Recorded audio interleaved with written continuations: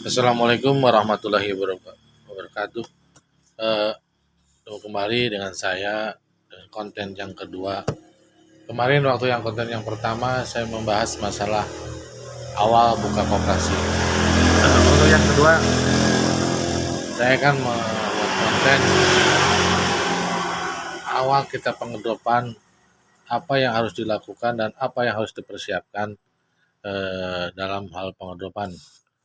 Dari mulai kita membuat badan hukum, persiapan-persiapan dari eh, sebagaimana mestinya di suatu koperasi, kita itu akan langsung terjun ke lapangan, gimana cara-caranya supaya tepat sasaran, eh, diterima sama nasabah. Untuk hal biasa di dalam dunia perkoperasian, biasanya kalau potongan-potongan koperasi itu nggak hampir sama semuanya, nggak ada yang beda. Cuma mungkin ada tambahan-tambahan embel-embel sedikit, ada yang ditambah anu. Mungkin itu sesuatu gimana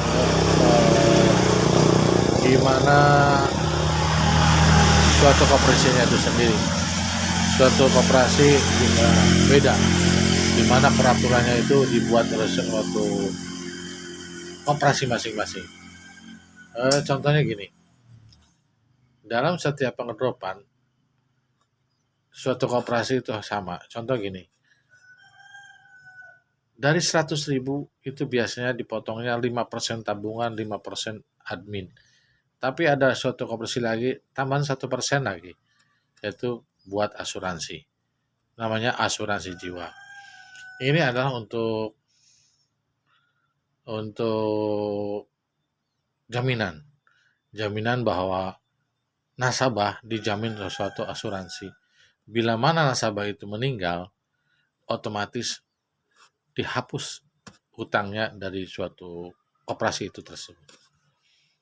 Contoh konkretnya begini, kita nasabah pinjam 1 juta. 1 juta itu dari keterima bersihnya kan nggak 1 juta. Contohnya gini, 1 juta dipotong 50%, 5%. Berarti 5%-nya itu 50.000, admin 50.000, asuransi 10.000. Jadi dipotongnya itu 110.000. Jadi keterima bersihnya 1 juta dikurangi 110.000 itu jumlahnya 810.000. Jadi gimana supaya nasabah itu bisa menerima eh,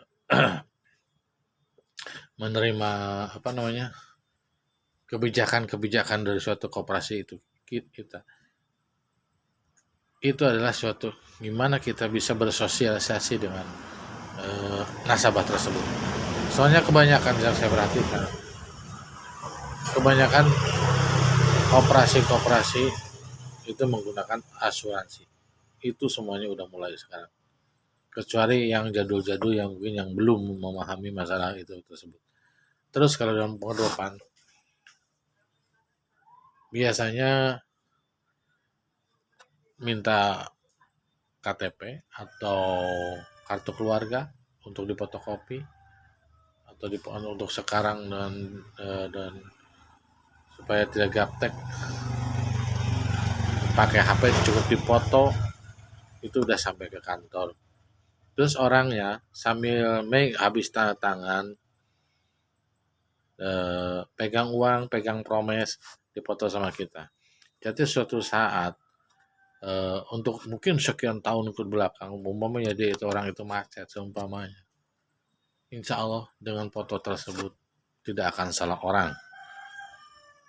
Satu manfaatnya dipoto adalah meminimalisir PDL bermain.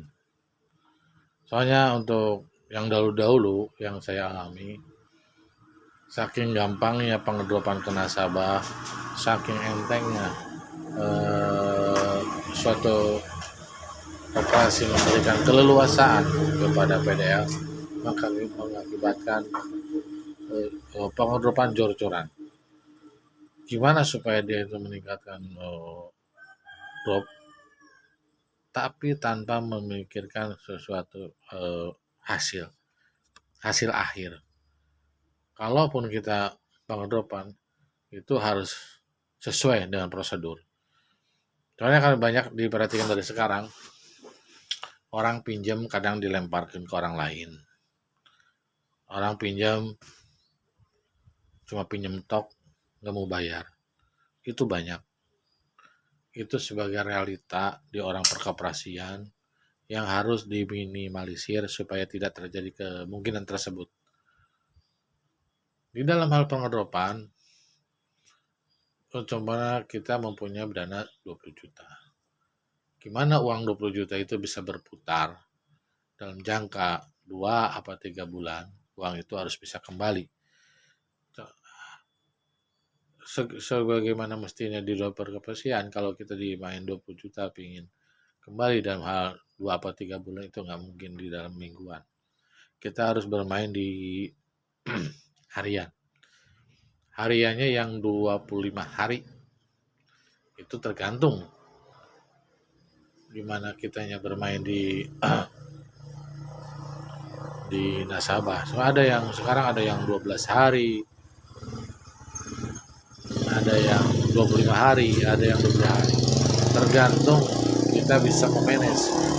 Tergantung kita bisa melobi nasabah itu sendiri, di mana dia maunya, di mana dia kemampuan dia juga. Kita hanya bisa mengimbangi nasabah.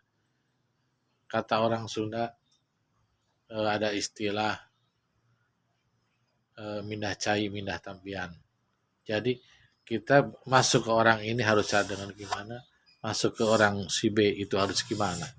Itu tergantung kita sendiri.